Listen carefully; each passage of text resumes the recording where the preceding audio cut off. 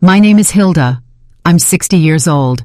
What I'm about to tell you today will forever change the way you see your own family. Just 3 days ago, my own son Damien and my daughter-in-law Melissa pushed my husband Henry and me off a 90-foot cliff. As I lay there, broken and bleeding, I heard my husband's desperate whisper, "Hilda, don't move. Play dead." But that wasn't the worst of it. The worst was when Henry revealed the most terrible truth a mother could ever hear, a secret our children had kept for 25 years. For 4 decades, Henry and I built what we thought was the perfect family. We woke up every morning in our little suburban home where the smell of fresh coffee mingled with the sound of birds singing. I worked as a teacher at the local elementary school, and every afternoon I came home with stories of my young students. Henry had his carpentry shop where he created the most beautiful furniture you've ever seen. His hands, rough yet delicate, could transform a simple piece of wood into a work of art. We had 2 sons, Richard, our firstborn, and Damien, 5 years younger. Richard was the soul of the house, always laughing, always helping his father in the shop, always shielding me from any worries. Damien was different, more reserved, but I loved him with the same intensity. As a mother, you never play favorites, or at least that's what I thought. On Sundays after church, the whole family would gather around our oak table, which Henry had carved with his own hands. Richard would tell us his plans to study engineering, while Damien would remain silent, just picking at the food on his plate. Life was simple but beautiful. In the evenings, Henry and I would walk the trail around our small town, talking about our dreams, how we'd watch our grandchildren grow, and how we'd grow old together in that very house. I never imagined those walks were training for the one thing that almost killed me. On weekends, I'd host family gatherings where my sisters, Harriet and Irene, would come with their husbands and children.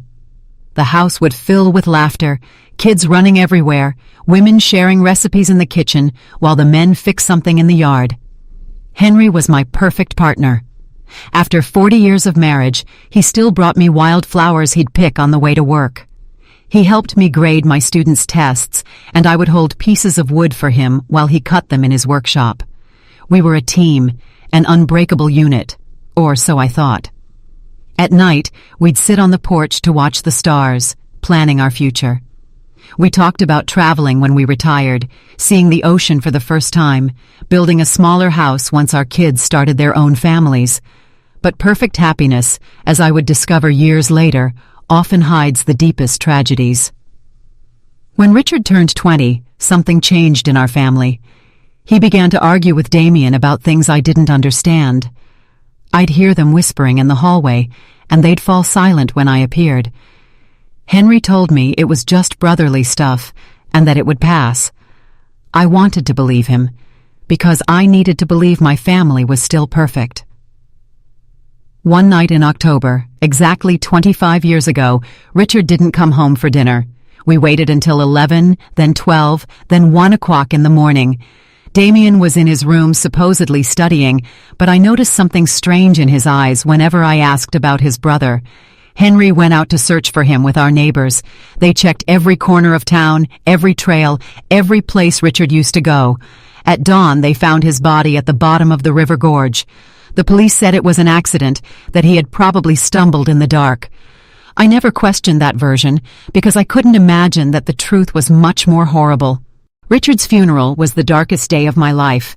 I wore my only black dress, the same one I'd worn at my mother's funeral. Damien was strangely calm for someone who had just lost his older brother. While I cried until I had no tears left, he remained silent with an expression that now, after what I know, sends shivers down my spine. Henry never left my side all day, holding me up when my legs gave out, whispering words of comfort that I now know tasted bitter in his mouth. After Richard's death, Damien changed completely. He became more attentive, more loving, as if he were trying to make up for something. He helped me with chores, accompanied his father to the workshop, and brought me things when he saw I was sad. I thought it was his way of dealing with grief, of filling the void Richard had left behind. How naive I was. What he was really doing was building a perfect mask to hide the monster inside. The years passed, and the wound never fully healed, but we learned to live with it. Damien married Melissa, a sweet girl from the next town over, and they seemed happy. They had 2 beautiful children, and I finally felt like life was giving us a second chance at happiness. Melissa called me Mom and helped me with the housework when they visited. Damien had inherited his father's talent for carpentry and had his own business. Everything seemed perfect again. But now, lying at the bottom of this gorge, with my ribs broken and the metallic taste of blood in my mouth, I understand that all that happiness was a carefully constructed lie. The first signs that something was wrong began 6 months ago when Henry and I decided to update our will. We had saved our entire lives, and between the house, the land I inherited from my parents, and our bank savings, we had nearly $200,000 to leave our children and grandchildren. It was Damien who suggested we visit the lawyer. Mom, Dad, you're both 60 years old now. It's important to have everything in order, he told us, with that smile that now seems sinister. Melissa would nod beside him, stroking my hand with those fingers that would later push me to my death. We love you so much, and we want to make sure you're protected, she added in her sweet voice. How foolish I was to interpret those words as genuine love. The lawyer, an older man named Albert, whom we had known for years, explained the options. We could put everything in a trust, divide the inheritance among Damien's children, or simply make a traditional will. Damien insisted on naming him and Melissa as our sole heirs, arguing that they would handle the equitable distribution to the grandchildren. Besides, he said, you're going to need us when you're older. It's better for us to have access to the resources to take care of you properly. Something in his tone made me uncomfortable, but Henry seemed convinced. My husband, who had always been more trusting than me, accepted the proposal without much resistance. I had my doubts, especially since I remembered how Richard had always talked about helping us financially when we got older. My oldest son had plans, dreams of taking care of us when the time came. But Richard was gone, and Damien was our only surviving child. We signed the papers on a Tuesday afternoon. I remember Melissa was wearing a pretty green dress and gave me a big hug after the ceremony. Now we're officially a united family forever, she whispered in my ear. Her words gave me a chill then, though I didn't understand why. Damien shook his father's hand with a smile that didn't reach his eyes. That night, as I made dinner, I couldn't shake the feeling that I had made a terrible mistake. The following weeks were strange. Damien and Melissa started visiting us more often, but their visits had a different feel. They no longer came just to spend time with family. They always had suggestions about how we should improve the house, what investments we should make, or what life insurance policies we should get. Mom, you should think about selling this big house and moving somewhere smaller, Melissa said while examining our furniture with calculating eyes. We could help you find a comfortable apartment in town.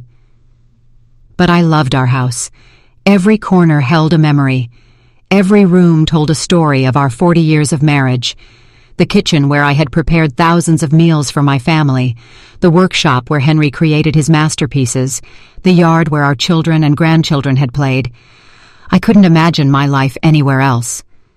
When I told them this, I saw a flicker of irritation in Damien's eyes that chilled me to the bone. Mom, you're being irrational, he said in a tone he had never used with me before. This house is too big for 2 people your age. If you fall down the stairs or something happens, we won't be able to help you in time. Melissa nodded vigorously, adding, Besides, the upkeep must cost a fortune. It would be much smarter to sell now while the housing market is high and move to something more appropriate for your age. Henry began to consider their arguments. My husband, who had always been practical, started talking about the logic behind their suggestions, but I couldn't shake the feeling that there was something more behind all this pressure. One night, after another of these tense conversations, I asked Henry if he didn't think it was strange that Damien was suddenly so interested in our financial affairs. Hilda, he just cares about us, he replied while brushing his teeth. Maybe we should consider his suggestions. We're not as white young as we used to be. But I saw something in my husband's eyes, a shadow of doubt he didn't want to acknowledge. Now I know that Henry already had his suspicions, that he had started to connect the dots that I didn't even know existed. Things escalated when Damien suggested we give him power of attorney over our finances. "It's just for precaution," he explained, while Melissa prepared tea in our kitchen as if she owned the place. "If one of you gets sick or has a health issue, we can manage your affairs without legal complications." The way he said it so naturally, so logically, it almost convinced me. But there was something about his insistence that made me nervous. I couldn't sleep that night. I stayed awake staring at the ceiling, listening to Henry's breathing beside me, trying to understand why I felt so uneasy. The next day, I decided to call my sister Harriet for advice. Harriet had always been sharper than me, more suspicious of people's intentions. When I told her about Damien's pressure, she was silent for a long moment. "Hilda," she finally said, "doesn't it seem strange to you that Damien is so anxious to control your money? I mean, he has his own business. He's doing well financially. Why would he need so much control over your finances?" Her words hit me like a slap. She was right. Damien had never seemed to have financial problems, had never borrowed money, had never shown any signs of needing our financial help. That afternoon, when Damien came for another of his talks about our future, I decided to confront him directly. "Son," I said as we sat in the living room, "why is it so important for you to have control over our financial affairs? Your father and I are still in our right minds." His reaction was immediate and telling. His face hardened, and for a moment I saw something in his eyes that reminded me of someone else, something cold, calculating, and dangerous. "Mom, it's not about control," he responded in a tense voice. "It's about love, care, and family responsibility." But the way he said family responsibility sounded more like a threat than an expression of affection. Melissa, who had been silent until then, intervened with her sweet but firm voice. "Hilda, we just want what's best for you. It's painful to see you worry about things we could easily handle." That night, after they left, Henry and I had our first serious argument in years. He thought I was being paranoid, that I was looking for problems where there were none. I insisted something wasn't right, that our son's behavior had changed too much. "Henry," I said as we washed the dishes, "do you remember what Damien was like before Richard died? He was different, more distant, more... I don't know how to explain it, but there was something about him that scared me." My husband stopped washing the plate in his hands and looked at me intently. In his eyes, I saw something I hadn't seen before. Recognition. "Hilda," he said in a very low voice, "there are things about Richard's death that I never told you." My heart began to pound so hard I thought it would beat out of my chest. Henry's words hit me like a lightning bolt. "What about Richard's death?" I asked with a trembling voice. My husband sat heavily in one of the kitchen chairs, the same table where we had shared thousands of family meals, where Richard used to do his homework, and where Damien had always remained silent.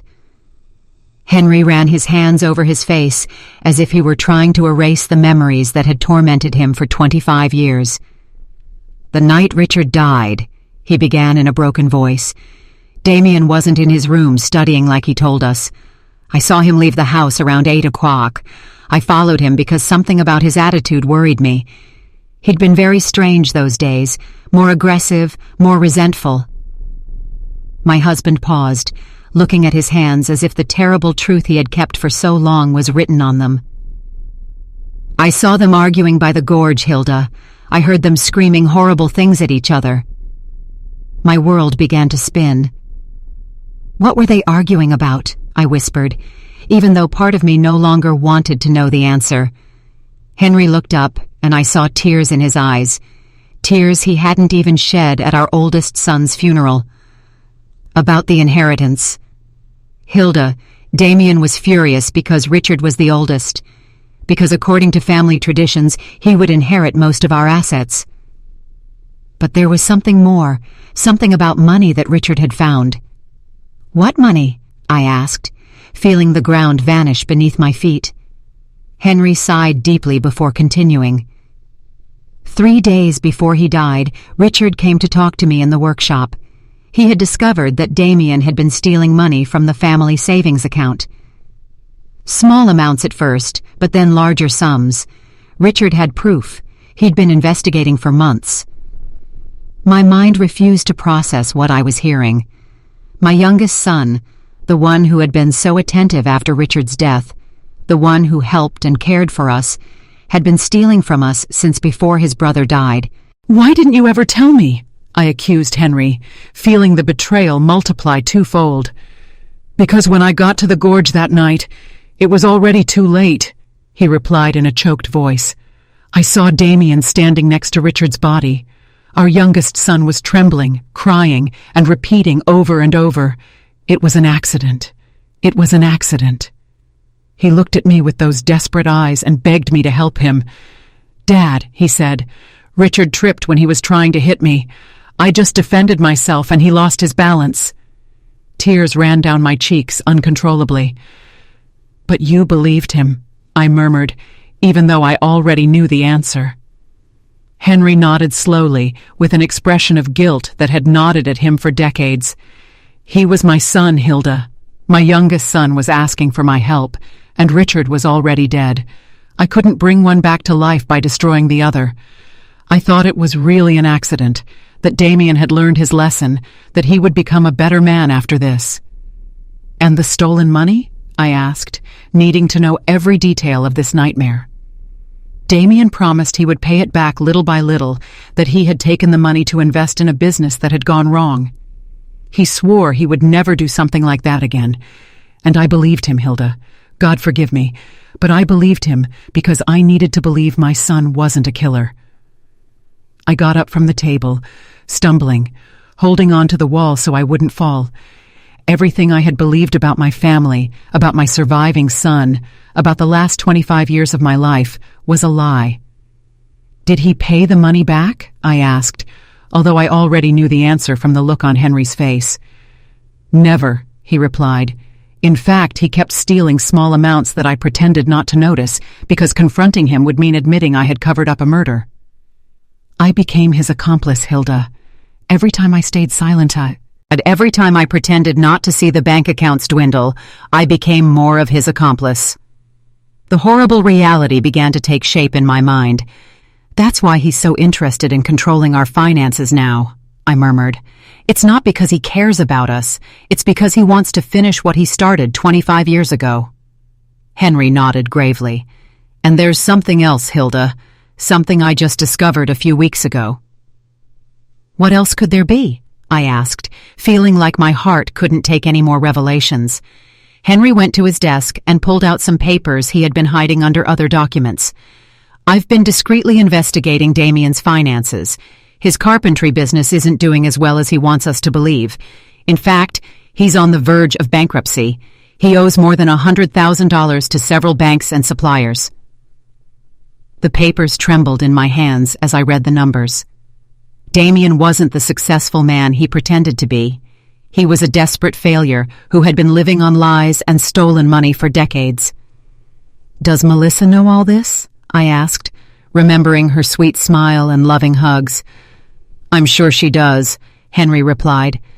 'I've noticed how she directs the conversations when they talk about our money, how she asks specific questions about our savings, the value of the house, our life insurance policies. They aren't innocent questions, Hilda. They are questions from someone calculating exactly how much our death is worth.' That sentence chilled me to the bone. 'Our death,' I repeated in a whisper. It was the first time I had considered that Damien might want to cause us physical harm. Until that moment, I thought he just wanted to rob or cheat us. But if he had killed his own brother for money, what would stop him from killing his parents for the same reason? 'Henry,' I said, grabbing his hands, 'we have to go to the police. We have to tell them the truth about Richard and about what's happening now.' But my husband shook his head with a look of hopelessness that broke my heart. 'With what evidence, Hilda? I'm an accomplice to covering up a murder. If I talk now, I'll go to jail too. And besides, who's going to believe an old man of 65 who has been keeping this secret for 25 years? He was right. Do we just wait for him to kill us like he killed Richard? We're going to be very careful, Henry said, trying to sound more confident than he really was. We're going to find a way to protect ourselves, to gather evidence to... But his words were interrupted by the sound of the phone. It was Damien. "Hi, Mom," he said with that sweet voice that now sounded sinister to me. "Melissa and I were thinking, and we believe it would be beautiful to celebrate your 40th wedding anniversary with something special. How about we take you to those mountains you've always talked about next weekend? We could go on a family hike, take pictures, and have a perfect day together." My blood turned to ice.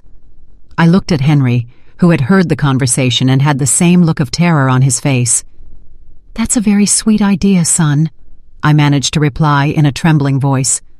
"But let us think about it, and we'll get back to you tomorrow." After hanging up, Henry and I looked at each other in silence, knowing we had just received an invitation to our own execution. "The mountains," I murmured. "He's going to take us to the mountains to kill us and make it look like an accident." Henry nodded gravely, just like he did with Richard at the gorge. That night we didn't sleep a minute, holding each other in our bed, planning how we could save ourselves from our own son. The next few days were a nightmare of terror and pretense. Henry and I had to act as if nothing had happened when Damien and Melissa came to visit, smiling when they talked about the mountain trip, nodding when they excitedly told us they were going to spend time with family. But inside, every fiber of my being screamed with fear. I knew I was looking into the eyes of my oldest son's murderers, and that now they were planning to do the same to me and my husband.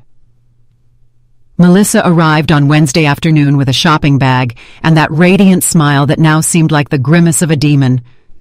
"Hilda, dear," she said, hugging me with those arms that would soon push me to my death. "I bought some supplies for our mountain adventure, cookies, water, fruit, everything we'll need for the picnic."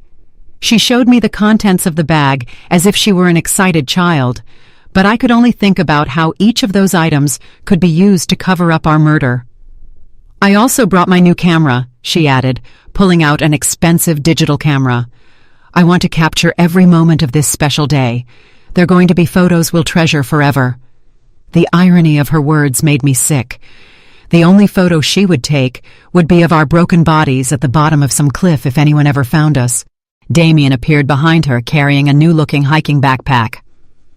"Dad," he said to Henry with feigned enthusiasm, "I bought all the necessary equipment for a safe hike. Ropes, harnesses, lanterns, a first aid kit." Every word that came out of his mouth sounded like a cruel mockery, safety equipment to plan our murders. The perversity of the situation made me dizzy. "Isn't it a bit dangerous for people our age?" I asked, trying to sound casual while looking for any excuse to cancel the trip. Melissa stroked my cheek with that false tenderness that churned my stomach. "That's why we chose a very easy and safe trail," she assured me. "It's a hike even kids can do. Plus, Damien and I will be there to take care of you the whole time." Yes, they would be there to take care of us until the exact moment they decided to push us off a cliff. That night, when they finally left, Henry and I sat in our living room, trembling, not just from the cold, but from the absolute terror we had been holding back for hours. "We can't go," I said, grabbing his hands. "We just can't. We'll make up some excuse." "If we don't go," Henry replied in a grave voice, "they'll find another way to kill us. Maybe something that looks even more accidental, like a house fire or a robbery gone wrong. At least in the mountains, we know what they're going to try to do." His words had a terrible logic, but they didn't comfort me at all. "So, what do you suggest?" I asked, desperate to find some solution that would save our lives. Henry was thoughtful for a few minutes before answering. "We're going to go, but we're going to be prepared. I'm going to hide my cell phone and set it to record everything that happens. If we manage to survive, we'll have evidence. And if we don't," his voice broke, "at least someone will know the truth." On Friday night, we could barely touch our dinner. We knew it might be our last meal together in our house, in that kitchen where we had shared so many happy moments when we were a real family. Henry reviewed his will one more time, making sure that if something happened to us, at least Damien wouldn't get everything without there being some record of our suspicions. "I wrote a letter," he confessed, pulling a sealed envelope from his desk. "It's addressed to your sister Harriet. In it, I explain everything we know about Richard's death and what we believe Damien plans to do to us. I hid it in the place where we keep our important documents. If we don't return from this trip, at least she'll know where to look for the truth." That night we went to bed holding each other, whispering words of love that could be our last. "If something happens to me," Henry said, "I want you to know that these 40 years with you have been the best of my life. Despite everything, despite the mistakes and the secrets, I love you more than my own life."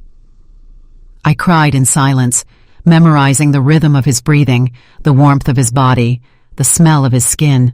Saturday dawned with a clear sky that seemed to mock our situation. Damien arrived early, whistling a cheerful tune that chilled my blood. "Morning, lovebirds," he called from the front door. "Ready for your big adventure?" Melissa appeared behind him, radiant as a bride on her wedding day. Except this was a wedding with death. During breakfast, which we could barely eat, Damien explained the route we would take in detail. "It's a beautiful trail," he said, spreading a map on the table. "It leads to a lookout where you can see the whole valley. They say the views are spectacular." His eyes shone with an enthusiasm that seemed demonic. Of course, the views would be spectacular. They would be the last we would see in our lives. "The trail has some steep parts," Melissa added, as if giving us useful tourist information, "but nothing that experienced hikers like you can't handle." Her comment about our supposed hiking abilities sounded like a cruel joke. We were two 60-year-olds who barely walk through the park once in a while. As we loaded the car, I saw Damien meticulously checking his backpack, making sure he had everything he needed for his plan. I saw ropes, a small shovel, and something that looked like a flare gun. "What's that for?" I asked, pointing to the gun. "For safety," he replied without missing a beat. "If we get lost or something goes wrong, we can send a distress signal." Of course, they would send a distress signal after pushing us off a cliff so our bodies could be found, and it would be confirmed that it was a tragic accident during a family hike. Everything was calculated. Every detail had been planned to make our murders look perfectly natural. The car ride to the mountains lasted 2 hours that felt like an eternity. Melissa put on cheerful music, and she sang along with the songs as if we were really going on a fun family outing. Damien drove curfews, obeying all the speed limits, stopping at every stop sign. He didn't want to risk an accident that would ruin his perfect plans. During the trip, Henry discreetly took my hand and activated the recording on his phone. Everything that happened from that moment on would be recorded. If we managed to survive, we would have proof. If not, at least the truth wouldn't die with us. When we finally arrived at the trailhead, my heart was pounding so hard I thought it would beat out of my chest.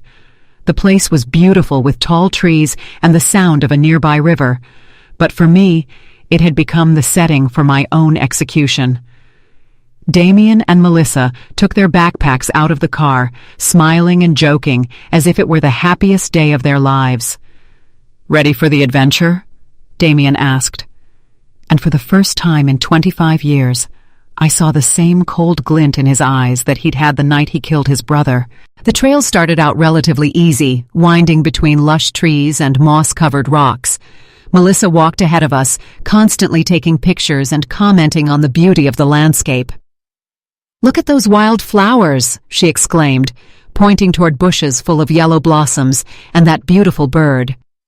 Her performance was perfect, that of a loving daughter-in-law enjoying a special day with her in-laws. Damien walked behind us, always careful to stay close, as if a loving son protecting his parents. But I knew he wasn't protecting us. He was a shepherd leading his sheep to the slaughter. My feet felt heavy. Every step was a struggle. My lungs burned from the thin mountain air, and my legs, already weak from fear, threatened to give out at any moment. Henry held my hand tightly, his grip a silent promise that we would not go down without a fight. After a couple of hours of walking, we reached a part of the trail that narrowed significantly. On one side, a sheer rock wall rose, and on the other, a terrifyingly deep chasm dropped to the valley floor. This is it, I thought, my blood turning to ice. I felt Damien's presence behind me, and I braced for the blow I knew was coming. But it never did. Instead, he simply said, "Be careful, Mom, it's a bit slippery here." Melissa from the front added, "Just a little further, and we'll reach the lookout." How cruel they were, playing with us like cats with mice, drawing out our terror with every step. When we finally arrived at the lookout, the view was breathtaking. The whole valley stretched out before us, a vast expanse of green and brown bathed in the morning sun. Melissa immediately started taking photos. "What a beautiful family we are," she said, making us pose with a forced smile. "These are going to be wonderful memories." Then Damien took a photo of Henry and me with his phone. "Mom, Dad, come closer to the ease." "Deej," he said with that false enthusiasm that now made me want to vomit. "The view is better from here." I took one look at Henry and saw the same terror in his eyes. He nodded slightly, telling me without words that this was the moment we had to do something.